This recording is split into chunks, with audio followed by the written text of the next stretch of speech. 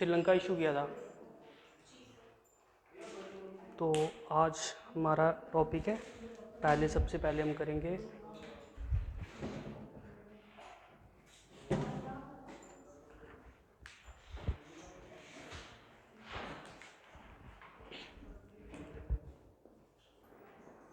Bofors scam.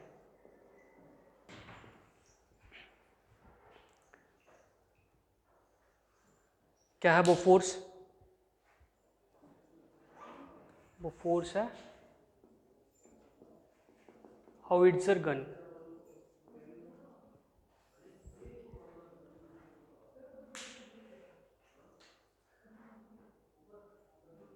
हाउइट्जर gun कौन सी होती है? मेनली जैसे आपने देखा होगा बैटल टैंक्स होते हैं ना, बैटल टैंक्स के ऊपर एक लंबी सी बैरल होती है। तो ये गन्स है मेनली बिना टैंक्स के, बैरल टाइप गन्स होंगी। मुझे लगता है आपको दिखाना पड़ेगा बाय इंस्टॉलिंग प्रोजेक्टर।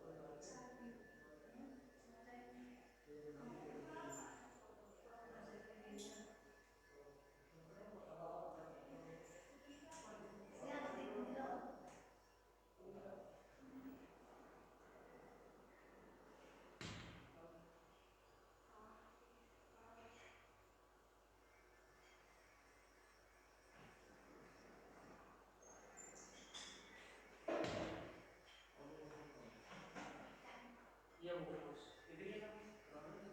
तो ये गन खरीदनी थी और इसकी खरीदारी में स्कैम हुआ। तो प्रॉब्लम क्या है हमारी मिलिट्री के साथ कि हमारे सारे प्रोजेक्ट के लिए डिलेज होते हैं। हाँ,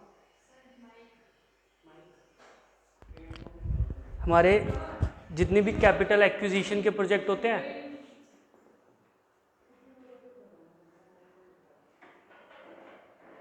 उनमें काफ़ी ज़्यादा डिले हो जाता है। अगर हम कोई निगोशिएशन स्टार्ट करते हैं कोई भी मिलिट्री इक्विपमेंट खरीदने के लिए, तो हमारे पास पहुंचेगा 10-15 साल के बाद। तब तक उसकी यूटिलिटी ऑलरेडी कहीं ना कहीं कम हो जाती है, एडवांस वेपन ऑलरेडी मार्केट में आ जाते हैं। और इसमें भी होता है वाइड स्प्रेड करप्शन। हमारे काफ़ी ऐसे मिलिट्री इक्विपमेंट्स हैं जिन पे करप्शन के चार्जेस लगते रहते हैं कि हाँ इसकी ख़रीदारी में भी प्रॉब्लम हुई। Thank you. इसकी ख़रीदारी में भी करप्शन हुआ, उसकी ख़रीदारी में भी करप्शन हुआ। तो बोफोर्स स्कैम्स तो है ही लास्ट इलेक्शन में रफाल स्कैम के बारे में भी काफ़ी बात हुई थी, अपोजिशन लीडर्स। हाँ, ये है हॉइट्जर गन। हाँ, हॉइट्जर पूरी कैटेगरी का नाम है, ठीक है।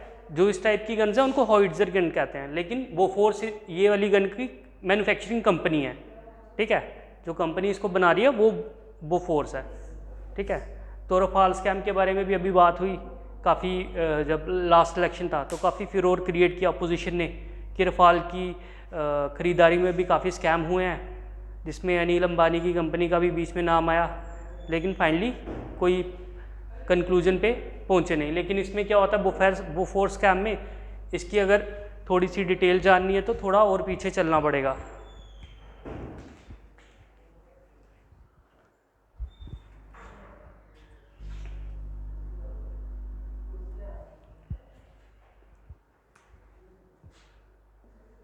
राजीव गांधी हैं 1984 में पीएम, और इनके फाइनेंस मिनिस्टर हैं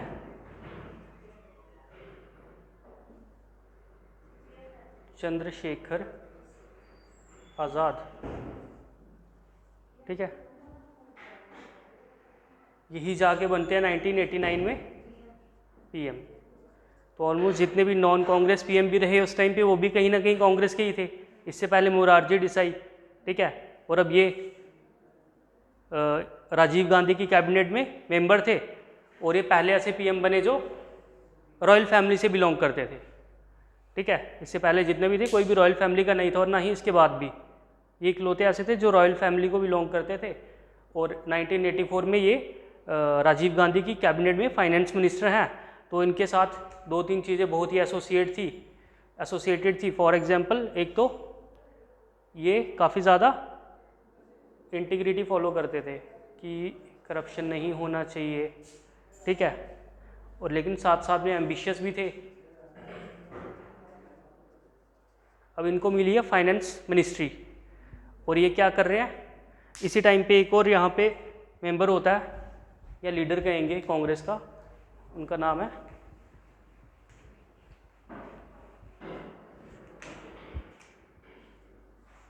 अरुण नेहरू।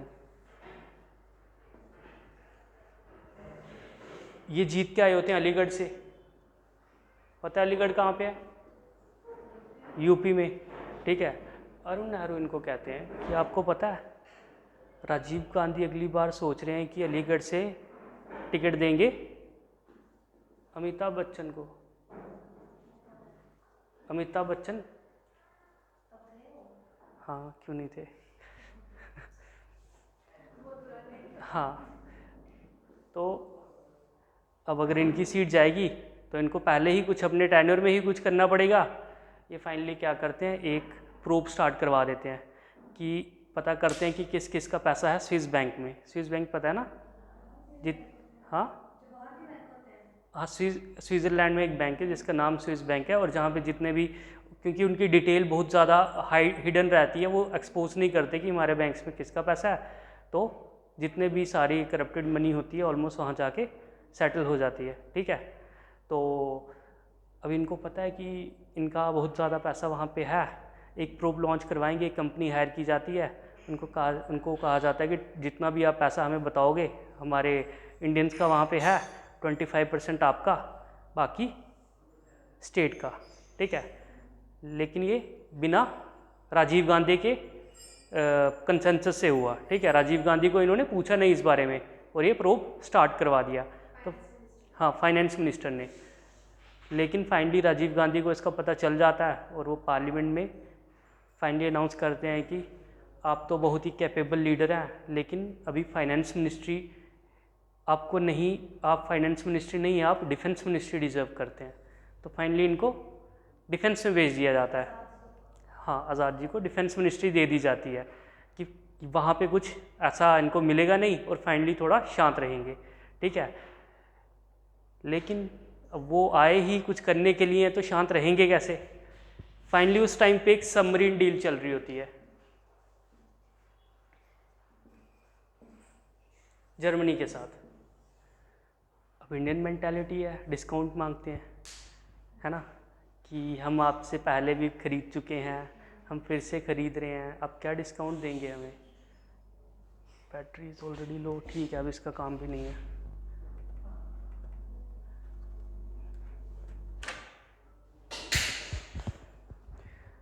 तो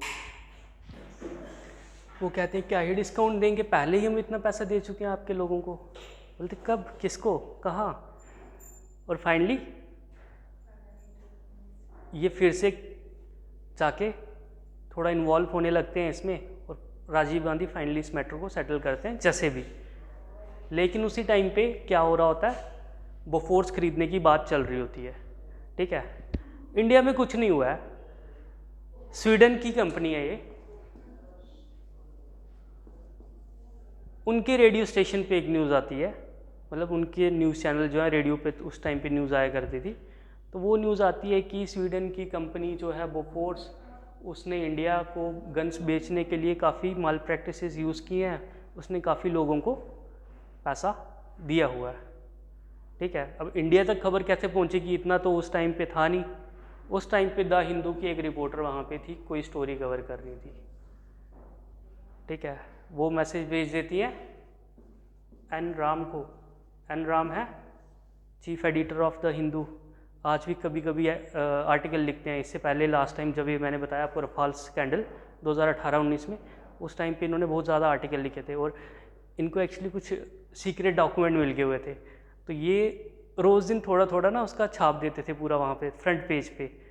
लेकिन फिर क्या हुआ, सरकार के प्रेशर के आने के बाद वो 2-3 दिन के बाद वो आना बंद हो गया सारा, ठीक है। तो इस टाइम पे इनको खबर मिल जाती है और ये यहाँ पे भी यही करते हैं। फाइनली मैटर पूरा पब्लिक हो जाता है कि बोफोर्स के ख़रीदने में काफ़ी स्कैम हुआ है, और इंडिया के जो लोग हैं उन्होंने काफ़ी पैसा लिया उनसे, स्वीडिश कंपनी से, ठीक है। तो इसकी वजह से बोफोर्स स्कैम्स की वजह से फाइनली कोई एलिगेशन लगा नहीं रहा है कि राजीव गांधी पे, वो खुद ही आके बोल देते हैं पार्लियामेंट में कि स्कैम में मेरा, मेरी फैमिली का, मेरे दोस्तों की कोई इन्वॉल्वमेंट नहीं है। किसने कहा भी नहीं आपको? इंडिया को ख़रीदना था स्वीडन की कंपनी बोफोर्स से, हमने उनको पैसे दिए खरीदने के लिए, लेकिन अब कंपनी का इतना सामान, मान लो मैं आपको कहता हूँ, मैं एक मिडिल मैन हूँ, ठीक है, मैं आपको कहता हूँ कि मैं आपसे कुछ खरीदूँगा, लेकिन आप बताओ मुझे क्या दोगे बीच में, ठीक है। मैं थोड़ी खरीद रहा हूँ, ऑफिशियल थोड़ी खरीद रहे हैं, खरीद तो स्टेट रहा है ना। ऑफिशियल क्या करेंगे, बीच में करप्शन करेंगे कि हाँ ठीक है, आपसे 50 गन्स खरीदनी थी, 100 हम खरीद लेंगे, आप बताओ एक्स्ट्रा हमें क्या मिलेगा, ठीक है। तो वो अमाउंट कहीं ना कहीं वो पॉलिटिकल क्लास या एडमिनिस्ट्रेटिव क्लास में बटा, कुछ एडमिनिस्ट्रेटर होंगे उसमें और कुछ पॉलिटिशियंस होंगे जिन्होंने काफ़ी पैसा खाया है इसमें, और इसकी वजह से क्या होता है, नेहरू का काफ़ी स्टेटस डाउन हो जाता है, सॉरी नेहरू नहीं, राजीव गांधी, और फाइनली इनकी सरकार भी गिर जाती है, ठीक है। ये तो बोफोर्स स्कैम कोई बहुत ज़्यादा इसमें है नहीं, ना ही लिखने के लिए और ना ही आएगा पेपर में।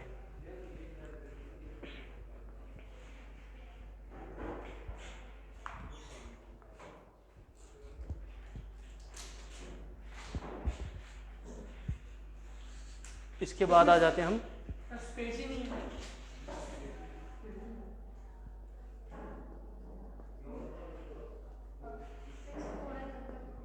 हाँ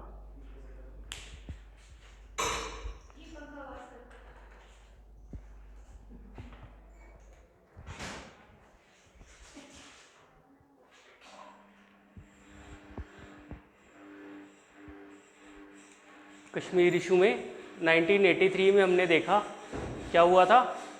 1982 में शेख अब्दुल्ला की डेथ हो जाती है, ठीक है। शेख अब्दुल्ला की डेथ हो जाती है और उसके बाद सीएम बन जाते हैं फारूक अब्दुल्ला, लेकिन ये इतने स्ट्रॉन्ग लीडर नहीं है, ठीक है। जितने आज वो होता ना, उस टाइम पे कहाँ होगी, ठीक है। पहले बार पॉलिटिक्स में एंटर किए हैं, शेख अब्दुल्ला जैसे लीडर नहीं थे। और क्या किया जाता है उस टाइम पे, सेंटर में थी इंदिरा। एक्चुअल में क्या है, सेंटर का बहुत ज़्यादा कंट्रोल रहा है कश्मीर की पॉलिटिक्स में इस टाइम तक। सेंटर कहीं ना कहीं हर इलेक्शन में इंटरफेयर करता है और कहीं ना कहीं अपने फेवरेट को इंस्टॉल करने का ट्राई करता है कि सीएम कहीं ना कहीं हमारा फेवरेट ही बने, ठीक है। जब शेख अब्दुल्ला कुछ रजिस्ट करते थे डिसीजन को तो उनको हटा दिया जाता था, प्रेसिडेंट रूल लगा के किसी और को बिठा दिया जाता था। यहाँ पे भी ऐसे ही होता है, फारूक अब्दुल्ला सेंटर के साथ कोऑपरेट नहीं करते, इंदिरा हटवा देती हैं इनको और जीएम शाह को बनवा देती हैं सीएम, इन्हीं के जीजा। ठीक है, मैंने बताया था आपको कि इन्होंने टॉपल डाउन कर दी थी इनकी सरकार, और फिर इन्होंने एक कोई स्टेटमेंट दी थी जाके कि मुझे यहाँ पे मस्जिद बनानी है सेक्रेटरीट के साथ में। ठीक है, याद आ रहा है कुछ थोड़ा थोड़ा। ठीक है, तो फाइनली क्या है, जीएम शाह अभी सीएम है। 1987 इलेक्शन के आने से पहले 2-3 चीज़ें हो रही हैं। ठीक है, सेंटर में है राजीव गांधी, कश्मीर पॉलिटिक्स में एनसी, ठीक है, और कांग्रेस यूनाइटेड मुस्लिम फ्रंट, बीजेपी तो कहाँ, बीजेपी तो हाँ अलग नहीं है क्या, ये नेशनल कॉन्फ्रेंस है, ये उमर अब्दुल्ला वाली पार्टी है, और कांग्रेस तो पता ही है कौन सी है। ठीक है ना, और यूनाइटेड मुस्लिम फ्रंट उस टाइम पे क्या हुआ था, काफ़ी अलग अलग लीडर्स ने मिलके ये एक ऑर्गेनाइजेशन बनाई थी। अभी सिचुएशन क्या है, 1983 में 1983-84 के बाद जीएम शाह सीएम है। ठीक है, और कांग्रेस के चीफ लीडर हैं इस टाइम पे जेएनके में मुफ्ती मोहम्मद सैयद। पीडीपी बाद में बनी ना, पहले वो कांग्रेस के थे, पहले कांग्रेस के थे, उसके बाद जनता पार्टी में गए, और फिर जनता पार्टी के बाद फाइनली उन्होंने पीडीपी की एस्टेब्लिशमेंट की। अब इनको भी बनना है सीएम। ठीक है, यहाँ पे फारूक हैं और ये अलग अलग कुछ ऑर्गेनाइजेशंस हैं, जैसे डिफरेंट मुस्लिम्स ग्रुप्स हैं, उन्होंने मिलके ये पार्टी बनाई हुई है यूनाइटेड मुस्लिम फ्रंट, और इसी के मेंबर्स जो बाद में कुछ हुर्रियत के बनते हैं। हुर्रियत पता है ना, सेपरेटिस्ट ग्रुप जिनके गिलानी चीफ थे। ठीक है, और कुछ बनाते हैं हिजबुल मुजाहिदीन,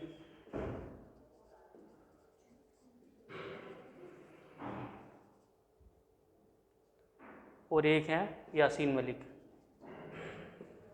जो भी जेल में है।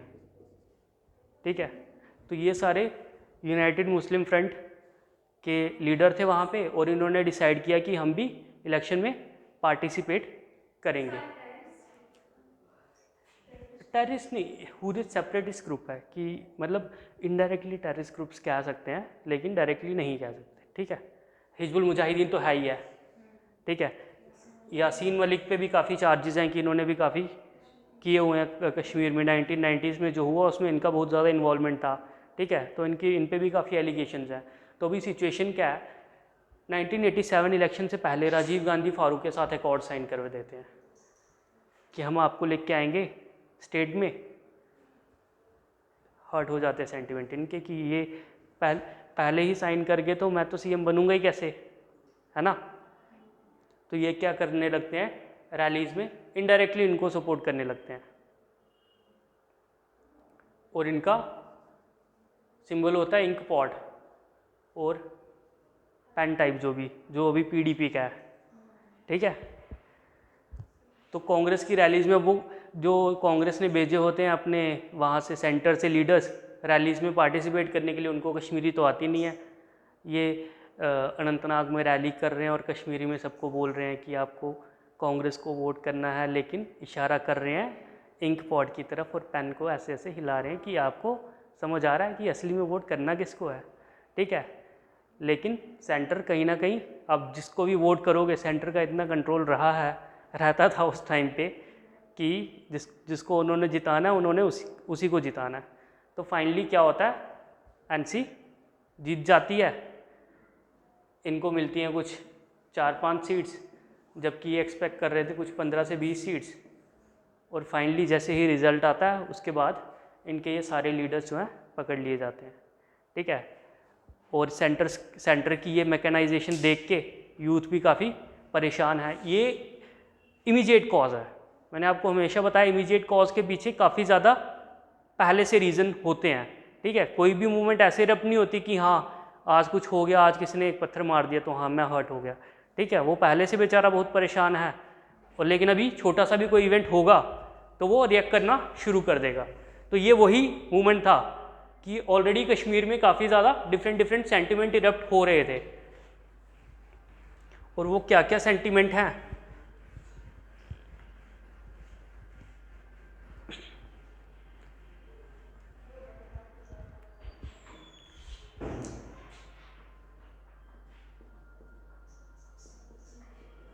अनएम्प्लॉयमेंट, ठीक है। 1960s से 1980s तक कश्मीर में अनप्रेसिडेंटेड ग्रोथ होती है एजुकेशन में या लिटरेसी में, ठीक है। पूरे इंडिया में ऑलमोस्ट सेकंड थर्ड नंबर पे कश्मीर है उस टाइम पे, जिस पे इतनी ज़्यादा ग्रोथ हुई है एजुकेशन में, कुछ ऑलमोस्ट 40% इन अ डिकेड, ठीक है। लिटरेसी में तो ग्रोथ हो रही है लेकिन जॉब्स नहीं है, अनएम्प्लॉयमेंट बहुत ज़्यादा है। और उसी टाइम पे और भी काफ़ी स्टेक होल्डर्स है यहाँ पे, नॉन स्टेट एक्टर्स,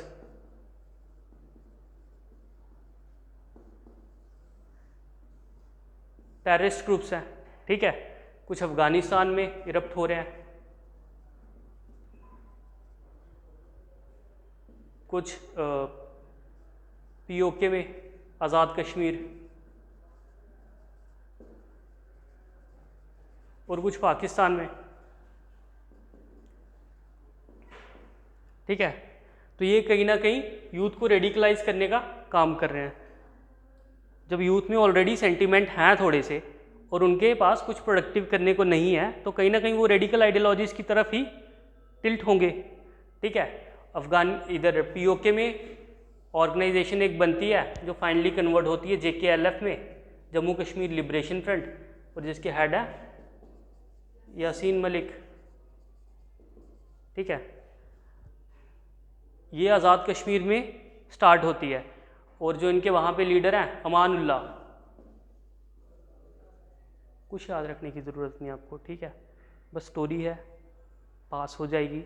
क्वेश्चन इस पे कश्मीर पे अगर कोई भी क्वेश्चन आया तो 2-3 लाइंस पे आपको लिखना है, एक तो नॉन स्टेट एक्टर्स या फिर पाकिस्तान की इंटरफेरेंस, ठीक है, और दूसरा डेवलपमेंट कि अनएम्प्लॉयमेंट बहुत ज़्यादा है, डेवलपमेंट इंडिकेटर्स में कहीं ना कहीं पीछे है नेशन से, ठीक है, जिसकी वजह से यूथ में सेंटिमेंट है।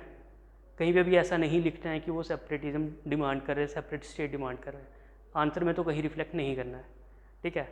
बस 2 चीज़ें लिखनी है, एक तो पाकिस्तान की इन्वॉल्वमेंट और दूसरा डेवलपमेंटल इश्यूज़, और तीसरा अगर ज़्यादा ही लिखना है तो सेंटर की मैकेनाइजेशन लिख सकते हैं कि सेंटर कहीं ना कहीं वहाँ की पॉलिटिक्स को बहुत ज़्यादा इन्फ्लुएंस कर रहा था, जिसकी वजह से कोई इफेक्टिव ऑपोजिशन डेवलप हो ही नहीं पाई। और लोगों को क्या है, लोगों के पास 2 ही ऑप्शन है, या तो कांग्रेस या तो NC, और जब दोनों ने ही हाथ मिला लिया तो फाइनली वोट जाएगा किसको? दोनों के पास कोई ऑप्शन ही नहीं है, तीसरा कुछ है ही नहीं, वो तो अभी नया नया ग्रुप डेवलप हुआ है, ठीक है। और उसको भी जब उन्होंने देख लिया वो वैसे भी नहीं जीत सकता, क्योंकि सेंटर उसको जिताना ही नहीं चाहती। वो अगर 15-20 सीटें क्लेम कर रहे हैं और वो जीतते फाइनली 5 हैं, और फाइनली 1992 में खुद भी फारूक अब्दुल्ला ने एक्सेप्ट किया कि 1987 की इलेक्शन रिग्ड थी, लेकिन मैंने नहीं की थी, ठीक है। तो किसने की थी वो फिर खुद ही पता है, यहाँ तो उन्होंने की थी, यहाँ तो सेंटर ने की थी, ठीक है, 2 ही फोर्सेस हैं। तो इसकी वजह से यूथ में काफ़ी सेंटीमेंट थे। यहाँ पे JKLF खुद को ग्रो करने लग जाती है और यूथ में रेडिकल आइडियोलॉजीज प्रोपगेट करने लग जाती है। और मैंने आपको ऑलरेडी इससे पहले भी एक क्लास में बताया, 1978 के बाद वहाबिज़म बहुत ज़्यादा फैलने लग जाता है कश्मीर में, और शेख अब्दुल्ला इसको चेक नहीं कर पाते। वहाबिज़म मतलब रेडिकल इस्लाम, ठीक है। मॉस्क्यूज़ का बहुत ज़्यादा इन्फ्लुएंस हो जाना, बहुत ज़्यादा डेवलप होना मॉस्क्यूज़ का गली गली में, ताकि वो अपनी आइडियोलॉजीज़ को प्रोपगेट कर पाएँ, ठीक है। तो जब यूथ ज़्यादा टिल्ट होगा उन आइडियोलॉजीज़ की तरफ, तो कहीं ना कहीं स्टेट के लिए प्रॉब्लम होगी। तो फाइनली क्या होता है, रिजल्ट के थोड़ी ही देर बाद इन सभी लीडर्स को अरेस्ट कर लिया जाता है, यूथ फाइनली आ जाता है सड़कों पे और प्रोटेस्ट शुरू हो जाते हैं। धीरे धीरे ये लोग सारे कुछ रिलीज़ हो जाते हैं, कुछ भाग जाते हैं, और फाइनली मिलिटेंट ग्रुप्स एस्टैब्लिश कर लेते हैं। और इनमें से ही एक 1990 में होम मिनिस्टर हैं मुफ्ती साहब, गवर्नमेंट है चंद्रशेखर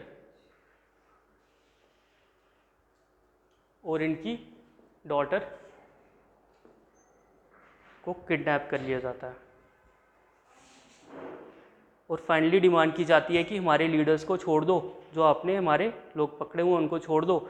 और सेंटर जब तक ये सोचता है तब तक कश्मीर में काफ़ी कुछ हो जाता है, ठीक है। इसी बीच में वहाँ पे दंगे शुरू हो जाते हैं और फाइनली काफ़ी कश्मीरीज़ को वहाँ से भागना पड़ता है।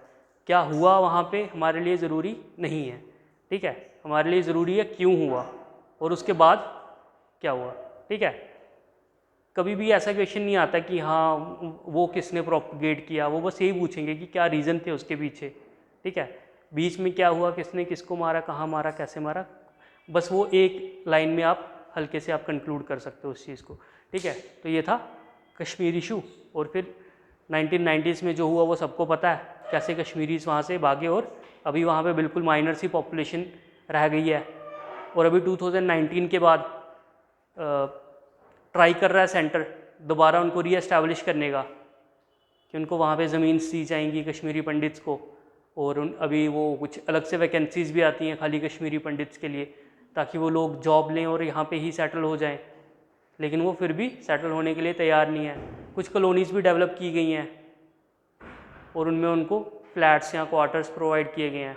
तो अपोजिशन उसी चीज़ पे काफ़ी हल्ला क्रिएट करता है कि आप कैसे उनको वहाँ पे रीएस्टैब्लिश कर रहे हो। एक बिल्डिंग बना दी है जिसमें 10-20 फ्लैट हैं और उसके बाहर सीआरपीएफ लगा दी हुई है। इसको रिहेबिलिटेशन थोड़ी कहेंगे, इनडायरेक्टली वो वहाँ पे जेल में है ना। रिहेबिलिटेशन तो हुई जब वहाँ की जनता उनको एक्सेप्ट करेगी और वो खुले में घूम पाएंगे बाकी सब की तरह। अभी कश्मीर में क्या चल रहा है, अभी मिलिटेंट्स ग्रुप खुद को रेलिवेंट प्रूव करने के लिए छोटे छोटे इंसिडेंट्स करते रहते हैं। कभी किसी की किलिंग कर दी, अभी पिछले दिनों क्या चल रहा था, जो भी बाहर के आए हुए थे बिहारीज वगैरह उन पे काफ़ी ज़्यादा अटैक चल रहे थे। फिर कुछ टीचर्स जो जम्मू से गए हुए थे, वो एक फीमेल टीचर को उन्होंने मार दिया था। उसके बाद हाँ बाला नाम था उनका कुछ, तो उसके बाद वो अभी तक वो टीचर जा ही नहीं रहे हैं। लास्ट टाइम कुछ 5-6 महीने पहले वो यहाँ पे बैठे हुए थे बाहू प्लाजा में, प्रोटेस्ट कर रहे हैं सरकार के अगेंस्ट कि हमें नहीं जाना है, हमें जॉब्स यहीं पे दे दो जम्मू में ही, ठीक है। तो कहीं ना कहीं अभी ये सब चल रहा है कश्मीर में और काफ़ी पीस एस्टैब्लिश हो चुका है, जो मैंने फील किया इनडायरेक्टली। काफ़ी पीस कैसे एस्टैब्लिश हो चुका है, when I was in Kashmir, तो फ्राइडे तो स्ट्राइक होगी ही होगी, ऐसा कोई कुछ नहीं है कि फ्राइडे को स्ट्राइक नहीं होगी। और जो मैंने फ़ील किया है, मतलब एग्ज़ाम देने जा रहे हैं और लाल चौक वाले एरिया में पहुँचे हैं और 2 लोग भाग रहे हैं, तो तुम्हें भी भागना है, पता नहीं क्यों, पीछे कौन है।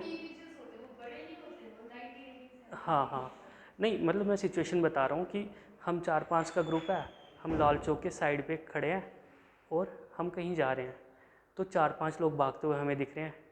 अब हमें भी भागना है, पता नहीं क्यों, पीछे से पूरा हजूम आ जाता है भागते भागते, पता नहीं पीछे लगा कौन है, बस भाग रहे हैं, ठीक है। तो ये सब बहुत कॉमन था उन टाइम पे, आज से 5-6 साल पहले देख लें तो कश्मीर में। लेकिन अभी थोड़ा रिलेटिव पीस इस्टेब्लिश हो गया है, डेवलपमेंट भी हो रही है।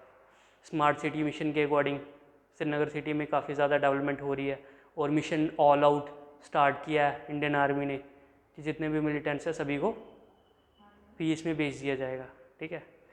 हाँ ठीक है, तो ये था कश्मीर इशू, लिखिए इस पर। हाँ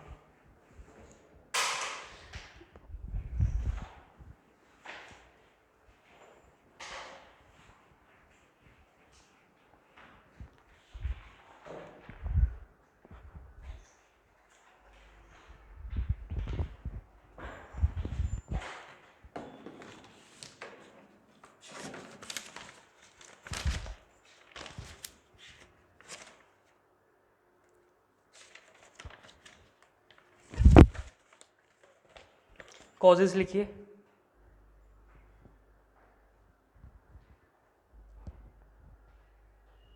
सबसे पहला cause middle class frustration.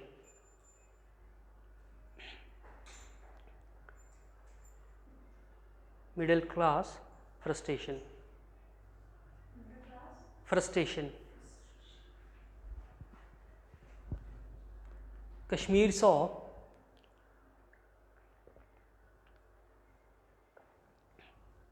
unprecedented growth, unprecedented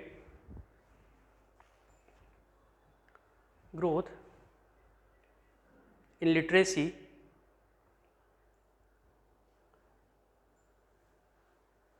from 1960s onwards,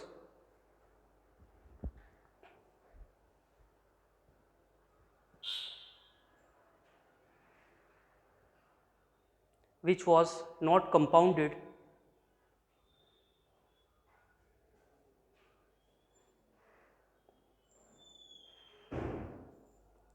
by creation of jobs.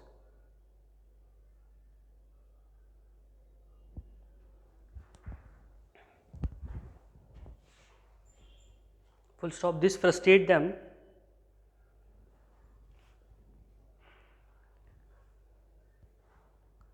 to look for radical ideologies, to look for radical ideologies to vent their grievances.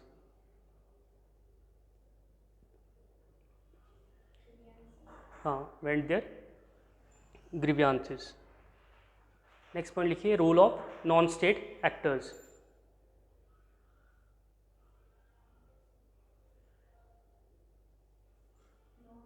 Non state actors, non state actors, STATE. हाँ,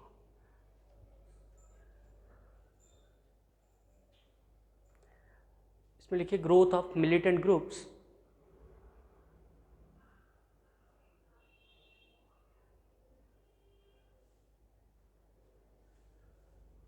in Azad Kashmir,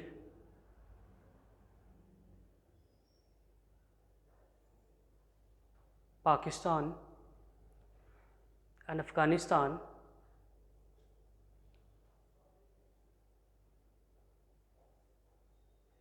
and their political mechanization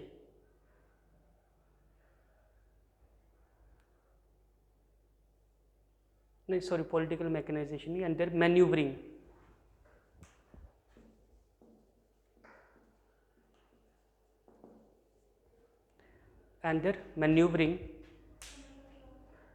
manoeuvring मतलब हल्का फुल्का change करना indirectly. मैं आपको proper meaning कैसे बताऊं इसका बाद में बताता हूँ, ठीक है. अंदर maneuvering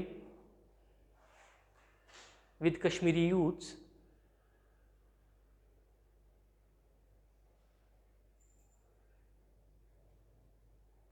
promote the growth of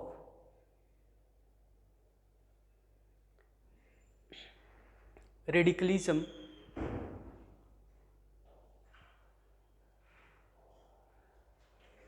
and a sentiment of dissent,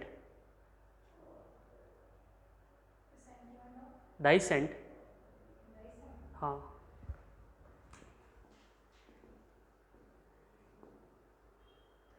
and a sentiment of dissent towards India in Kashmiri youth.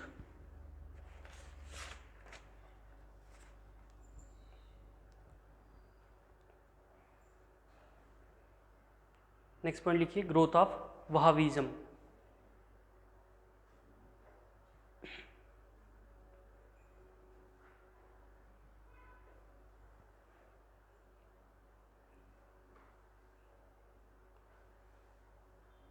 This era also saw the growth of Wahhabism in Kashmir with funding from Pakistan and Arab states.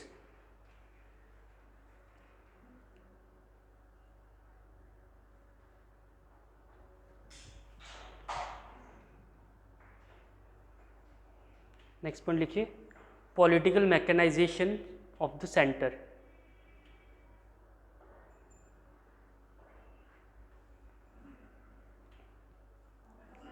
हाँ, political mechanization of the centre. इसमें लिखिए, centre from time to time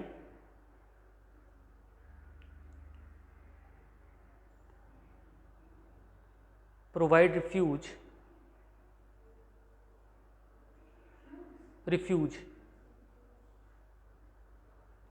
मतलब protection, provide refuge to NC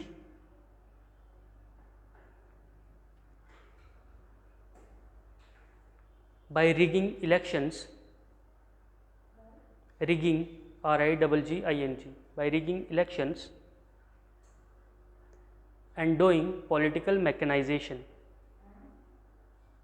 by rigging elections and doing political mechanizations.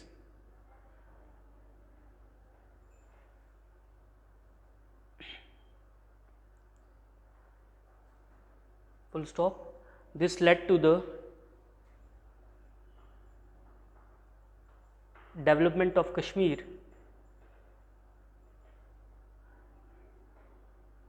as a single party state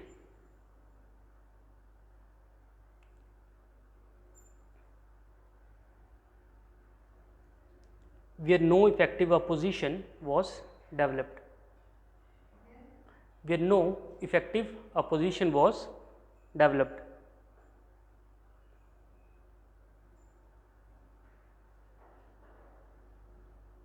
next paragraph में लिखिए, rigged elections of 1987, rigged, RIGGED, election rigging मतलब माल practices करना। 1987 became the immediate cause, rigged election of 1987 became the immediate cause when opposition leaders were arrested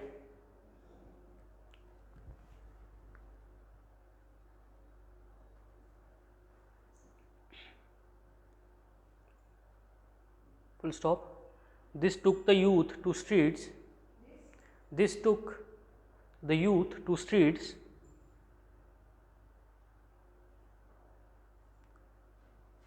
to ventilate their grievances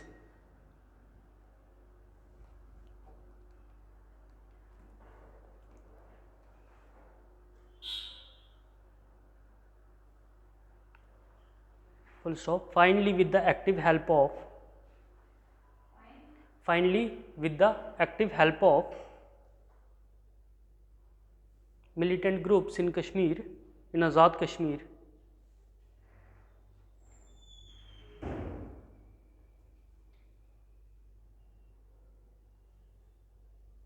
Pakistan and Afghanistan,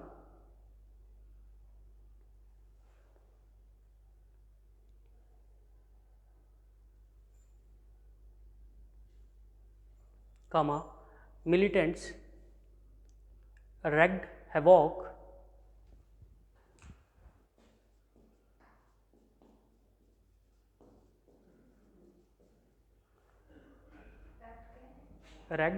HAVOC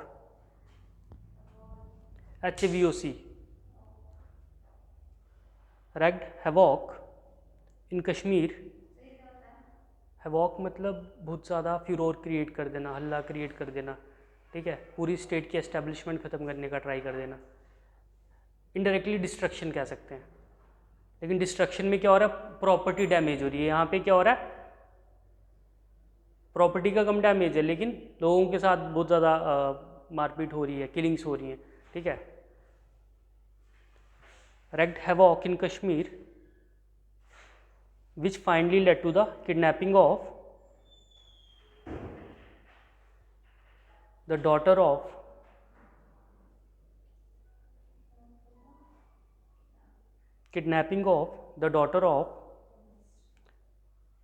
the then home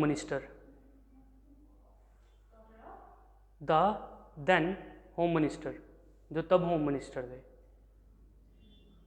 and mass exodus of Kashmiri Pandit, mass exodus,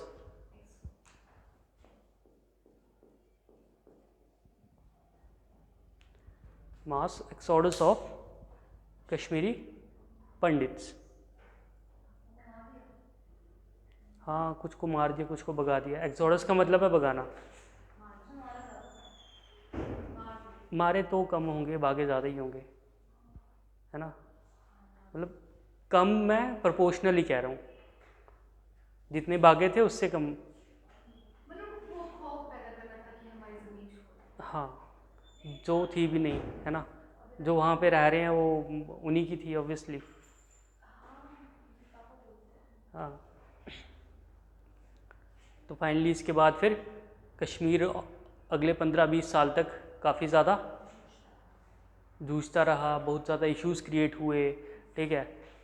militancy बहुत ज़्यादा बढ़ गई 1990s में, तो बहुत ज़्यादा थी। और उसके बाद फिर डोडा किश्तवाड़ वाले एरिया में भी काफ़ी मिलिटेंसी की ग्रोथ हुई इन 2000 के स्टार्ट में। 2010 में फिर वो इशू आया अपना 1999।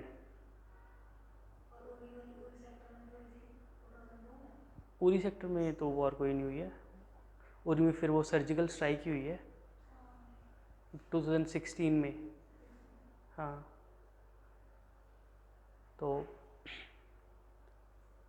2010 में फिर अमरनाथ इशू, लैंड श्राइन वाला, ठीक है। और उसके बाद 2016 में फिर बुरहान वानी इशू, जिसकी वजह से कश्मीर ऑलमोस्ट 6-8 महीने बंद रहा। तो इंटरनेट बैन वहाँ की रेगुलर प्रैक्टिसेस है। हाँ, बुरहान वानी, हाँ वो तभी था 370। हाँ, तो थ्री से मतलब कश्मीर अभी तक तब से स्टेबल हुआ ही नहीं है। अभी भी कहीं ना कहीं सेंटर डायरेक्टली रूल कर रहा है, सभी चीज़ों को हैंडल कर रहा है, तभी कुछ ना कुछ थोड़ा आपको दिख रहा है शांति, ठीक है। हाँ, और फिर उसके बाद, हाँ, अच्छा, क्यों? अच्छा, इंटरनेट बंद था, अच्छा। हाँ, फ़ोन भी बंद। हाँ, मैं बहुत परेशान हो गया था उस टाइम पे कि हाँ, मतलब अभी कैसे खुद को कंटिन्यू रखा जाए। और मैं इंटरनेट पे इतना ज़्यादा डिपेंडेंट रहता हूँ। पहले 10-15 दिन तो मुझे कुछ समझ नहीं आया, मुझे लगा प्रिपरेशन छोड़ देनी पड़ेगी अब मेरे को। और क्योंकि बिल्कुल फ़ोन भी नहीं चल रहे थे और इंटरनेट तो चल ही नहीं रहा था। फाइनली मुझे 10-15 दिन के बाद पता चला कि ब्रॉडबैंड शुरू हुए हैं। हाँ, हाँ, फिर मैंने देखा कि ब्रॉडबैंड किसके पास है, वो एक दुकान वाला था। फिर मैंने उससे दोस्ती बनाई। हाँ, मतलब करनी पड़ती है, क्या करूँ। फिर फिर मैं रोज़ क्या करता था, मैं दोपहर में आधा एक घंटा जाता था, मतलब शाम में मैं जो बुक्स पढ़ूँगा उसमें से मैं सारे टॉपिक, एक छोटी सी डायरी बना ली थी मैंने कि ये टॉपिक मुझे सर्च करके लिख के आना है। तो मैं क्या करता था, वो आधा घंटा बैठ के न्यूज़पेपर डाउनलोड करना है और फिर वो सारे टॉपिक के जल्दी जल्दी में स्क्रीनशॉट लेने हैं और फिर घर आके वो सारा रिवाइज़ करना है। और उस टाइम पे फिर मैंने, अभी बंदा इतना वेला था, मैंने सारी एनसीईआरटी सारी कवर कर ली। और फिर उसके बाद नेक्स्ट जो अटेम्प्ट दिया उसमें मेरा प्रीलिम्स हो गया यूपीएससी। हाँ, अच्छा, घर में बात ही नहीं हुई फिर 3 महीने। तो कोई भी सिचुएशन हो आपको ढूंढना पड़ेगा सोल्यूशन, क्या रोने से थोड़ी कुछ ना कुछ होगा।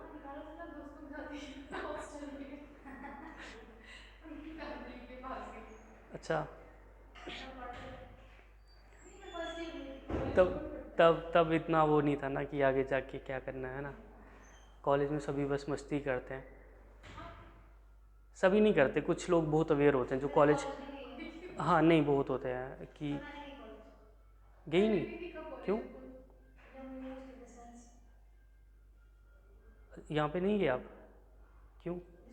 अच्छा, डिस्टेंस में की हुई है, ठीक है। हमने तो मतलब मैंने कॉलेज में ही थोड़ा ट्राई किया चीज़ें करने का, उससे पहले तो बहुत ज़्यादा।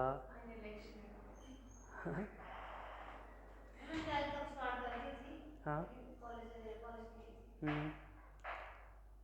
कॉलेज में फ़र्स्ट टाइम मैंने देखा कि हाँ, घर के बाहर कैसे रहते हैं। और फिर कश्मीर, तो फिर उसके बाद फिर कैसे दोस्तों के साथ एस्टैब्लिश करना है, कैसे घूमना है, ठीक है, पढ़ना भी, मतलब फिर वो काफ़ी अलग इन्वायरमेंट था। आप 4-5 का ग्रुप बन जाता है, फिर आप दिन भर बस कुछ ना कुछ ट्राई करते रहते हो, खुराफाती दिमाग। हमने तो बहुत बहुत ज़्यादा इश्यूज क्रिएट किए वहाँ पे।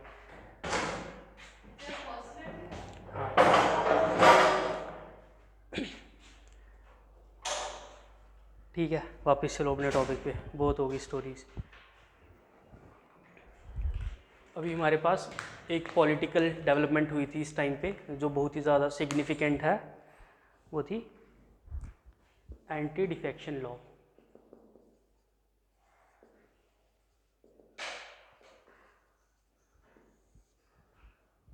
इसके बारे में पहले भी बहुत बार हम छोटा छोटा डिस्कस कर चुके हैं, और मेजर टॉपिक आपका पॉलिटी का है क्योंकि इनके टाइम पे आया था, तो मैं आपसे थोड़ा सा हल्का सा डिस्कस करना चाह रहा हूँ कि एंटी डिफेक्शन लॉ है क्या।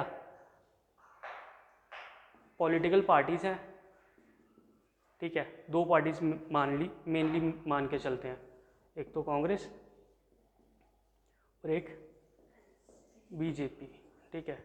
मान लो 140 सीट्स हैं, इनके आ जाते हैं 75 और इनके आ जाते हैं 65, है ना। तो सरकार किसकी बनेगी? इनकी, है ना। लेकिन 75 में से बनेंगे 5 मिनिस्टर मान लो, ठीक है। बाकी 70 क्या होंगे? MLAs, ठीक है। इनको कोई ऑफिस नहीं मिलेगा, MLA रहेंगे बस ये। पावर मेनली किसके पास होती है? कैबिनेट के पास, ठीक है। जिसके पास पोर्टफोलियो होगा उसके पास एवेन्यूज़ होंगे काम करने के भी। इवन ये भी रेलिवेंट है, ऐसा नहीं है, लेकिन इनको क्या करना पड़ेगा? इनके पास जाना पड़ेगा कुछ भी डिसीजन इम्प्लीमेंट करवाना होगा तो, ठीक है। और इनमें से 5 लोग हैं, 6 लोग मान के चलो, जो चाहते हैं कि हमें भी ऑफिस मिलना चाहिए था, है ना। 5 मिनिस्टर होंगे, 1 CM होगा। इन 6 को ये कहते हैं कि आप हमारे साथ आ जाओ। ये हो जाएंगे 71, सरकार बन जाएगी इनकी, उनकी सरकार गिर जाएगी, है ना। लोगों ने इनको वोट किया था कि ये कांग्रेस के लीडर्स हैं, ठीक है, कि हम इन कांग्रेस को जिताना चाहते हैं इसलिए हमने इनको वोट किया है। लेकिन ये लोग अपने पर्सनल बेनिफिट के लिए चले जाते हैं दूसरी पार्टी में, है ना। तो इससे कहीं ना कहीं पूरी इलेक्शन का जो रेशनल था वही ख़त्म हो गया। मान लो इन्होंने कुछ पॉलिसीज़ प्रोजेक्ट की थी, इलेक्शन से पहले क्या होती है? कैंपेनिंग, है ना। कैंपेनिंग में आप अपने अपने इश्यूज बताते हो कि हम इससे इशू पे बात करना चाहते हैं या फिर हम ये काम कर देंगे। लोगों ने वोट किया क्योंकि उनको ये इशू कनेक्ट कर पा रहे थे वो, लेकिन फाइनली आप लोग तो अपने बेनिफिट के लिए छोड़ के जा रहे हो दूसरी पार्टी में, ठीक है। तो कहीं ना कहीं पूरी इलेक्शन का पर्पस ही डिफीट हो गया। तो फाइनली एंटी डिफेक्शन इसी चीज़ को कहते हैं, डिफेक्शन। यहाँ से छोड़ के यहाँ पे जाना, या फिर यहाँ से भी यहाँ पे आना, उसको भी डिफेक्शन ही कहेंगे, ठीक है। तो इसी चीज़ को रोकने के लिए एंटी डिफेक्शन लॉ लेके आए और 52nd अमेंडमेंट की गई कॉन्स्टिट्यूशन में 1985 में। और इसमें ऑलमोस्ट जितने भी पार्लियामेंट में मेंबर थे ऑलमोस्ट सभी ने पार्टिसिपेट किया अच्छे से और फेवर में वोट किया कि हाँ ये लेजिस्लेशन आनी ही चाहिए, ठीक है।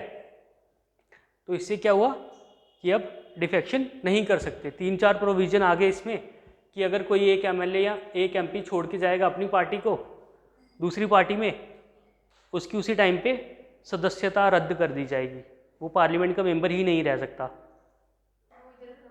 हाँ, ना इधर का ना उधर का, ठीक है। जाना ही नहीं चाहिए, रेशनल तो यही है, नहीं जाना चाहिए। लेकिन शाह, अपने Amit Shah, the Chanakya of Indian election, है ना, इन्होंने एक पॉलिसी डिवाइस की कि एक के आने पे आप उनको निकाल सकते हो, है ना। लेकिन अगर सारे ही आ जाएंगे तो कैसे निकालोगे? मान लो इनके पास है कितने 75 है ना, इनमें से 50 चले जाते हैं यहाँ पे रह के 25। तो कैसे डिसाइड होगा ओरिजिनल ग्रुप कौन सा है? वही तो इशू है ना, ज़्यादा नंबर यहाँ पे चला गया, यहाँ पे कम रहा, यही कह रहे हैं ओरिजिनल तो हम है, वो फालतू में साइड पे रह गए हैं, उनको बाहर करो, आप उनकी सदस्यता रद्द करो। तो इस पर अभी ये सारा इशू चल रहा है। ये ऐसी मैकेनाइजेशन काफ़ी स्टेट्स में हुई है, अरुणाचल में हुई, महाराष्ट्र में तो 2 बार हो गई, पहले शिवसेना और फिर एनसीपी, ठीक है, और मध्य प्रदेश में भी हुई। लास्ट वाली इलेक्शन में कांग्रेस की सरकार बनी थी मध्य प्रदेश में और सीएम थे उनके कमलनाथ, लेकिन फाइनली वो कुछ थोड़े टाइम चलने के बाद गिर जाती है। सिंधिया जी अपने वो छोड़ के चले जाते हैं बीजेपी में, उनको मिल जाती है राज्यसभा की सीट और मिल जाती है civil aviation ministry.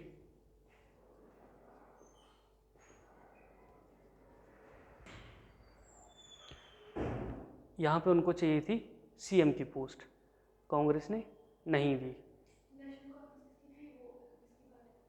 Abdullah, Omar Abdullah, Farooq Abdullah, Sheikh Abdullah, ठीक है।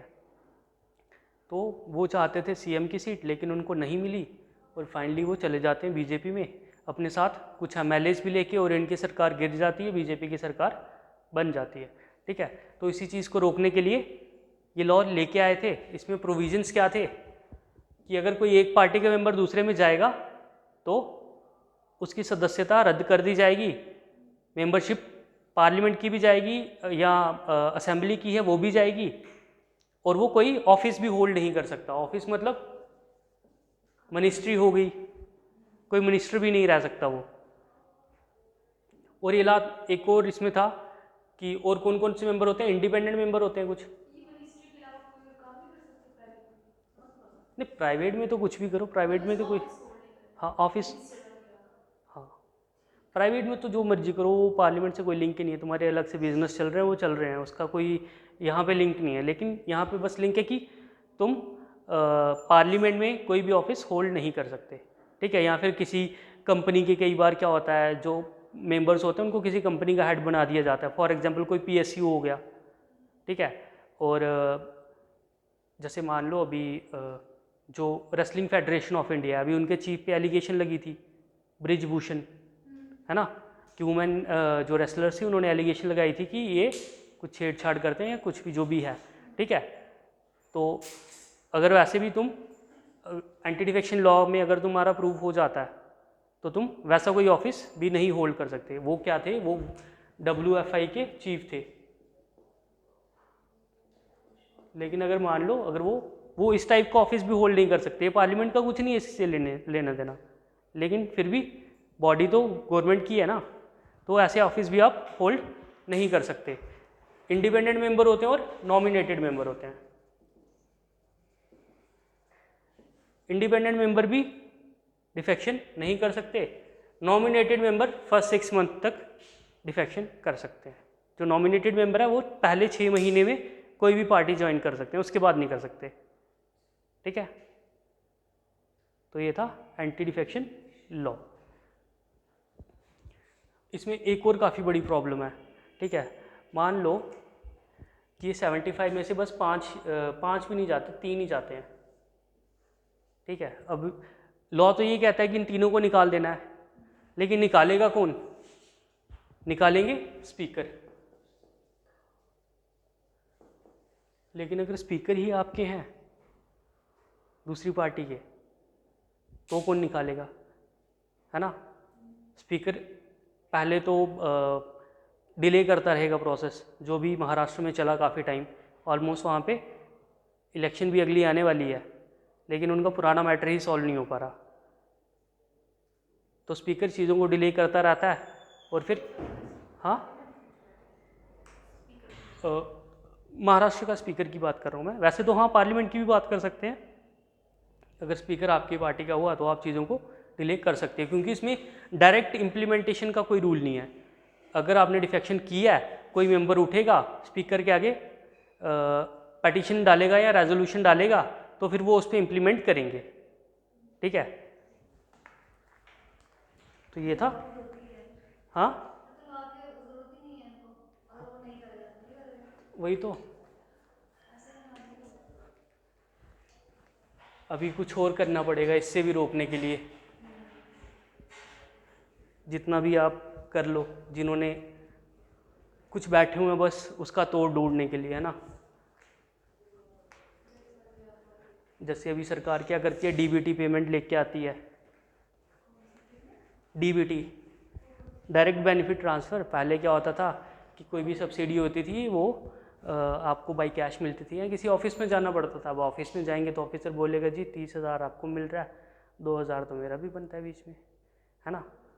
ये बहुत कॉमन चीज़ें हैं। फॉर एग्जांपल स्कॉलरशिप लेने आप जा रहे हो, आपके पेरेंट्स थोड़े उस ग्रुप में नहीं फॉल करते जिस ग्रुप को स्कॉलरशिप मिलनी चाहिए, लेकिन आपने कुछ मैकेनाइजेशन करके सर्टिफिकेट बना लिया, वहाँ पे पहले आपने पैसे दिए थोड़ा कुछ बनाने के, उसके बाद जिसने आपकी एप्लीकेशन एडमिट करनी है उसको भी पता है कि ये फेक है, वो पहले ही बोल देगा बेटा देख रिजेक्ट हो जाएगा, यहाँ पे कुछ रख दे। तो हाँ, मतलब ऐसा चलता रहा, वो बहुत कॉमन चीज़ है ये। ठीक है, तो इसीलिए सरकार लेके आई डीबीटी। अभी डीबीटी में भी क्या होता है, पहले ही लोगों के साथ वो सेटलमेंट कर लेते हैं इनडायरेक्टली। एमजी नरेगा की बात करूँगा, तो फेक अकाउंट्स में पैसा आ रहा है। ठीक है, सुना होगा आपने भी। हाँ, तो क्या हो रहा है कि ऐसे ही लोग एनरोल्ड हैं एमजी नरेगा में, महीने के बाद पेमेंट आ जाती है और फिर क्या होता है, वो वहाँ का जो भी हेड है वो आके उससे पेमेंट कलेक्ट करता है और कुछ मिनिमल अमाउंट उसके पास रहने देता है एज अ सर्विस चार्ज। है कि आपके अकाउंट में आ रही है तो ठीक है, थोड़ा आप भी रख लीजिए। वैसे भी कोई कंपल्शन नहीं है, लेकिन कहीं ना कहीं साइफनिंग हो रही है। ठीक है, अभी हमने देखा है आयुष्मान भारत में, अभी एक रिपोर्ट आई थी रिसेंटली, उसमें कुछ एक ही फ़ोन नंबर से बहुत ज़्यादा अकाउंट्स लिंक थे। ठीक है, तो कुछ लोग हैं जो बस इसीलिए बैठे हुए हैं कि कैसे चीज़ों को साइफन करना है। ठीक है, कैसे रूल्स को तोड़ना है, तोड़ना भी नहीं है, बस बाइफरकेट करना है, थोड़ा सा चेंज करना है, ट्वीक करना है अपने फेवर में। ठीक है, दिखेगा भी नहीं कि तोड़ रहे हो आप। नेक्स्ट इश्यू है हमारा कि कैसे सरकार में आए अपने चंद्रशेखर।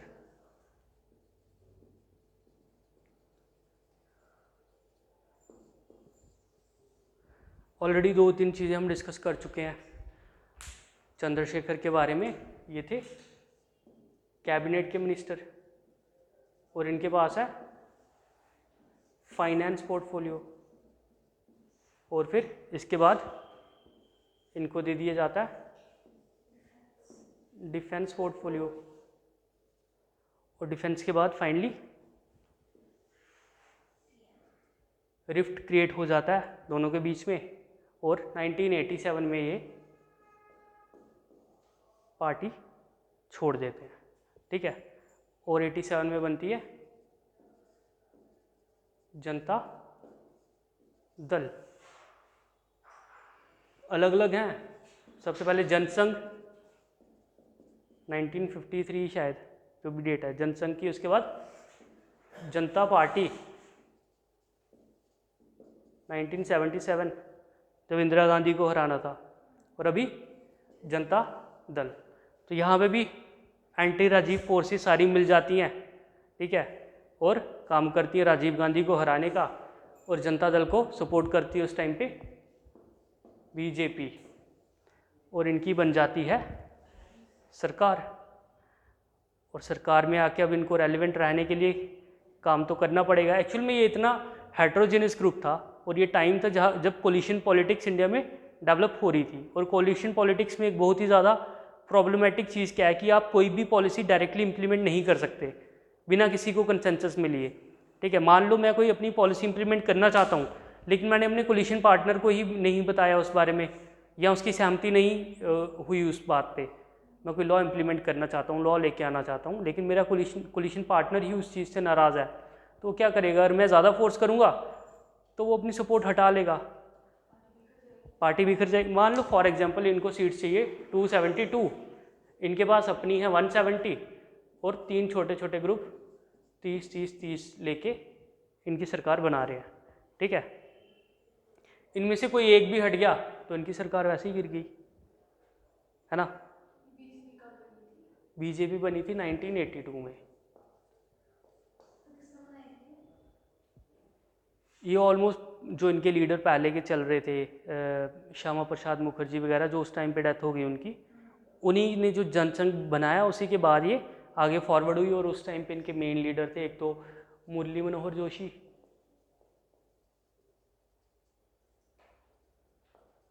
और अडवाणी जी, पता है ना अडवाणी जी, लाल कृष्ण अडवाणी, उमा भारती,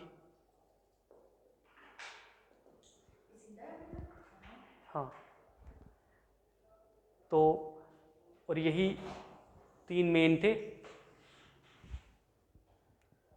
बाबरी मस्जिद की डेमोलिशन में भी, बाबरी मस्जिद क्यों डेमोलिश हुई उसमें इनका बहुत बड़ा रोल था, ठीक है।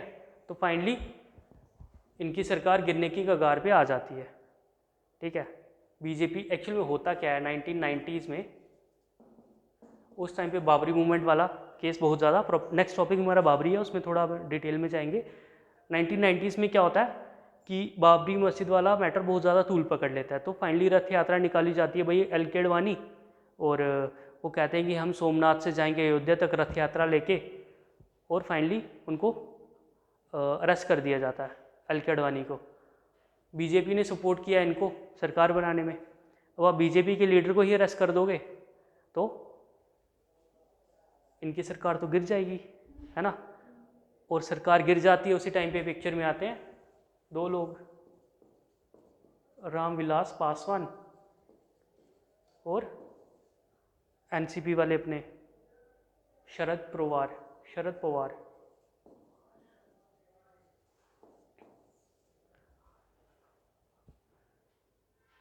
कौन कौन सी पार्टी वाले हैं? शरद पवार पता है ना कहाँ पे हैं?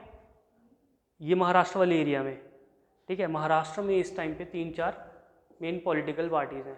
एक तो बीजेपी, एक तो एनसीपी शरद पवार की, शिवसेना उद्धव ठाकरे की, और कांग्रेस, ठीक है। ये मेन पार्टीज़ हैं उस टाइम की। और एनसीपी भी पहले कांग्रेस से ही थी, नेशनलिस्ट कांग्रेस पार्टी, ठीक है। और शरद पवार उस टाइम के मेन लीडर थे कांग्रेस के। हाँ, कांग्रेस इतनी ज़्यादा टूटी है कि अब वो ऑलमोस्ट हर स्टेट में एक पार्टी होती है जिसका नाम कांग्रेस से होता है, ठीक है। तृणमूल कांग्रेस जिसकी ममता जी हैं, ठीक है। नेशनलिस्ट कांग्रेस पार्टी जिसकी जिसके ये हैं शरद पवार, और भी बहुत सारी हैं छोटी छोटी पार्टीज़ जहाँ पे कांग्रेस का नाम जुड़ा होगा, तेलंगाना में है। तो फाइनली ये दोनों सपोर्ट देने का इसको प्रपोजल रखते हैं चंद्रशेखर जी को कि आपको हम सपोर्ट देंगे, आपकी सरकार बच जाएगी। लेकिन आपको करना पड़ेगा क्या? आपको इम्प्लीमेंट करनी पड़ेगी मंडल कमीशन की रिपोर्ट।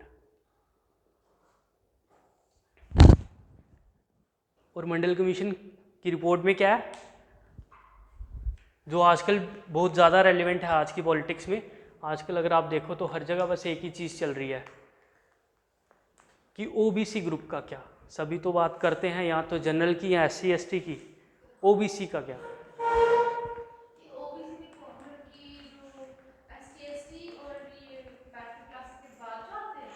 हाँ,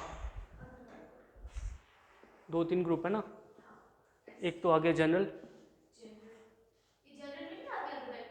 नहीं ये अलग है। 1989 तक ये, ऑलमोस्ट 1990 तक ये जनरल ही थे, ठीक है। ये सब इसी ग्रुप में आते थे, जिसमें आएंगे हाई कास्ट हिंदूज और क्रिश्चियंस, जनरल में मुस्लिम्स,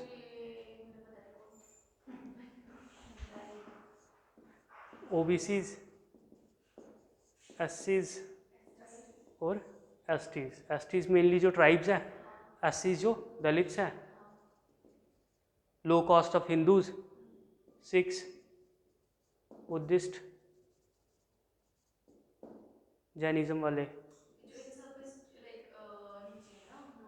हाँ हाँ, ठीक है। तो एक्चुअल में क्या है, अगर कोई दलित कन्वर्ट होता है सिखिज़म में तो उसकी कैटेगरी नहीं जाती, वो फिर भी अपनी कैटेगरी के बेनिफिट अवेल कर सकता है।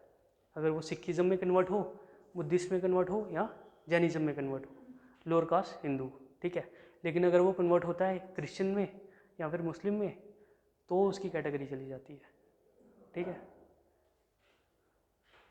इसलिए मैक्सिमम कन्वर्जन आप देखते हो कहाँ पे हो रही हैं अभी इन दिनों, सिखिज़म बुद्धिज़्म में बहुत ज़्यादा होती हैं अभी, मेनली बिकॉज ऐसे के मेन लीडर जो थे वो अपने लाइफ के एंड में उन्होंने बुद्धिज़्म अडॉप्ट कर लिया था, B.R. अम्बेडकर, ठीक है। तो उन्हीं को फॉलो करने के लिए as a resistance to upper caste Hindu domination, तो वो क्या करते हैं, वो बुद्धिज़्म ज्वाइन कर लेते हैं, ठीक है। छोड़ो ये स्टोरी बात की है।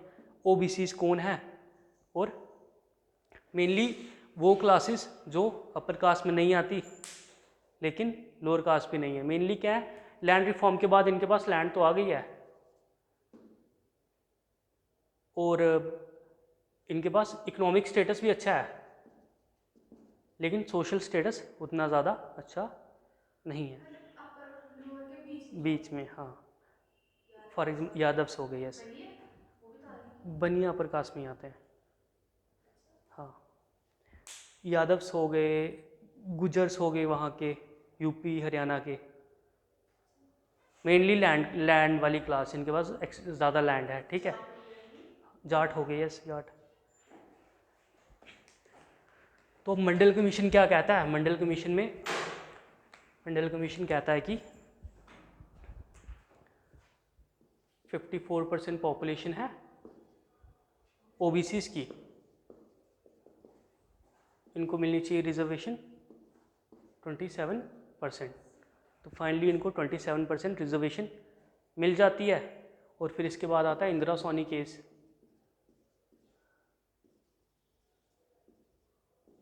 (1992) सुना है इंदिरा सोनी केस के बारे में? नहीं सुना? पॉलिटी होगी ना आपकी? अच्छा, फिर ठीक है। इंदिरा सोनी केस में पेटिशन लगाई जाती है। एक्चुअल में होता क्या है, जो ये लॉ लेके आते हैं इसमें क्या होता है, 27% रिजर्वेशन दे दी जाती है OBC को और 10% रिजर्वेशन दे दी जाती है इकोनॉमिक एंड बैकवर्ड क्लासेस को।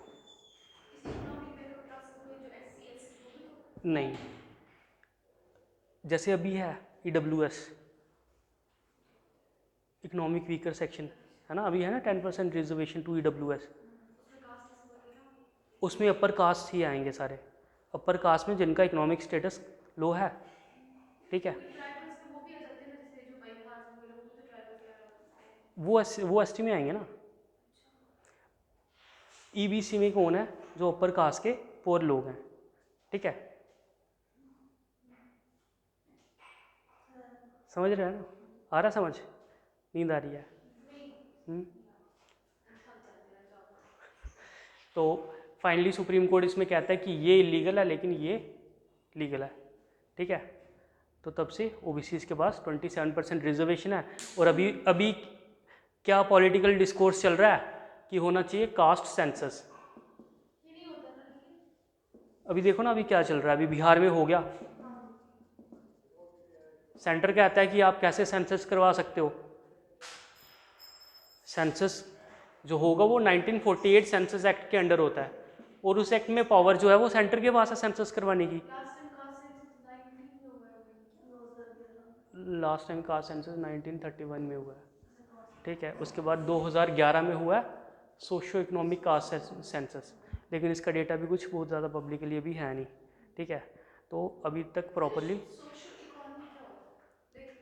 सोशल और इकोनॉमिक को आप इकट्ठा करके देखेंगे।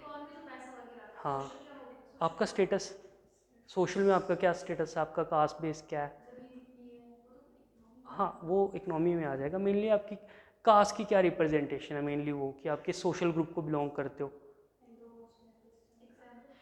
SC ST जनरल, ठीक है। तो सोशियो इकोनॉमिक कास्ट सेंसस, इसमें क्या होगा कि डिफरेंट डिफरेंट ग्रुप्स के इन्यूमरेशन की जाएगी कि किसके पास कितने रिसोर्सेज हैं। तो छोड़ो इसको फिलहाल, अभी क्या बिहार में हुआ कास्ट सेंसस, ये होना मतलब सेंटर क्लेम करता है कि नहीं होना चाहिए था, केस जाता है सुप्रीम कोर्ट, ये क्लेम करता है कि हम कोई सेंसस थोड़ी कर रहे हैं, हम बस एक सर्वे करवा रहे हैं, हम देख रहे हैं कि हमारे एरिया में कितनी पॉपुलेशन किसकी है। सुप्रीम कोर्ट कहता है फिर तो ठीक है, अगर सेंसस नहीं है तो फिर हमें भी क्या दिक्कत है, सेंसस नहीं कर सकते आप, सर्वे तो कर ही सकते हो। ठीक है, तो इस सेंसस में आता है कि 64% पॉपुलेशन ओबीसी की है। अभी ये सारा पॉलिटिकल डिस्कोर्स चल क्यों रहा है, क्यों चल रहा है, क्या लगता है आपको? हाँ, इलेक्शंस तो हैं, लेकिन असली रेशनल क्या है? इलेक्शन जीतना है ना, इलेक्शन जीतना और उसके लिए अपीजमेंट करना। मान लो फॉर एग्जांपल, अगर कांग्रेस क्लेम करती है कि तुम्हारे पास 27% रिजर्वेशन है, लेकिन अगर तुम्हारी पॉपुलेशन अगर 60% है तो तुम्हारी होनी चाहिए 30%।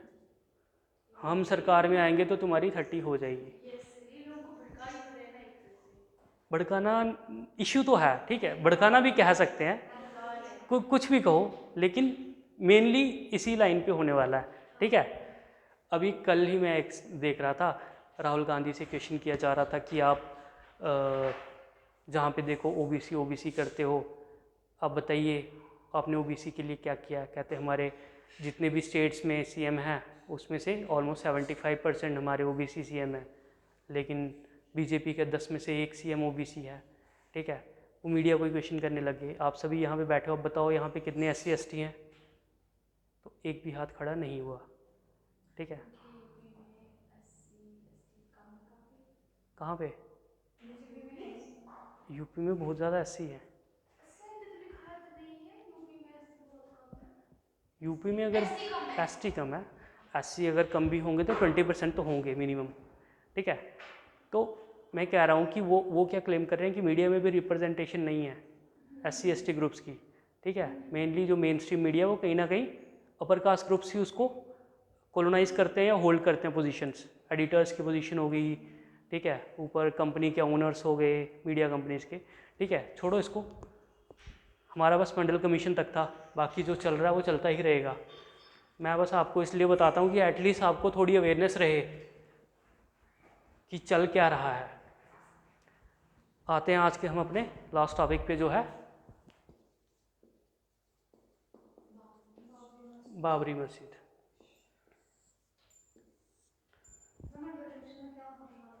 हाँ, मंडल कमीशन में ये था कि 54% रिजर्वेशन है,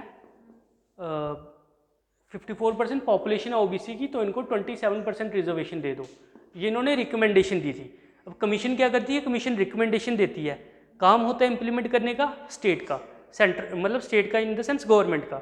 ठीक है, अब वो गवर्नमेंट डिसाइड करेगी कि उनको इम्प्लीमेंट करनी है या नहीं करनी। 1978 में कमेटी बैठी है, 1979 में इन्होंने रिपोर्ट दी हुई है, 10 साल तक कुछ नहीं हुआ। लेकिन फाइनली जब चंद्रशेखर को पता है कि मेरी सरकार गिरने वाली है, कुछ ऐसा करना पड़ेगा कि मैं रेलेवेंट रहूं, जिस दिन सरकार गिरने वाली है उस दिन उन्होंने मंडल कमीशन इंप्लीमेंट कर दिया। ठीक है, और फाइनली तब से ओबीसी के पास रिजर्वेशन है। ठीक है, बाबरी मस्जिद में चलते हैं, कब बनी थी? 1528।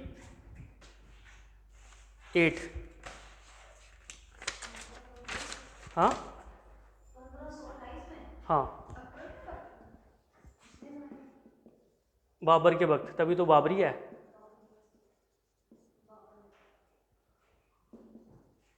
मीर बाकी इनके कमांडर थे, उन्होंने एक मस्जिद बनाई इनके नाम पे, जिसका नाम रखा बाबरी मस्जिद।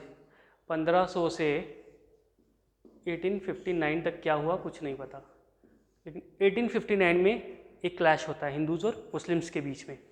हिंदूज क्लेम करते हैं कि ये हमारा मंदिर था, तोड़ के बनाया हुआ है। ठीक है, और मुस्लिम ऑलरेडी यहाँ पे क्या कर रहे हैं, मस्जिद बनी हुई है, वो यहाँ पे प्रैक्टिस कर रहे हैं। 300 साल तक हिंदूज का कोई क्लेम नहीं था इस पर।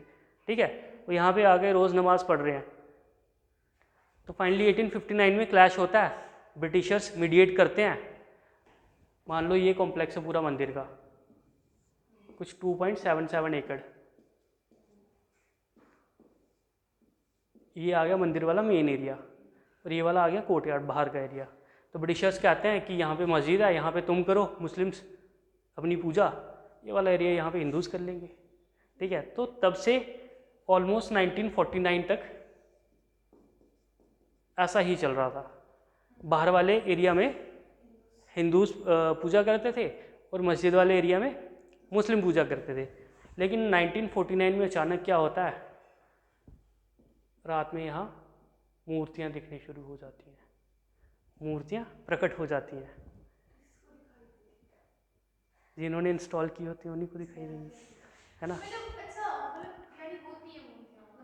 मूर्तियाँ रखी जाती हैं, हाँ, मूर्तियाँ वहाँ पे रखी जाती हैं और क्लेम किया जाता है कि देखो अब तो रामलला खुद कह रहे हैं कि ये मेरी जन्मभूमि है।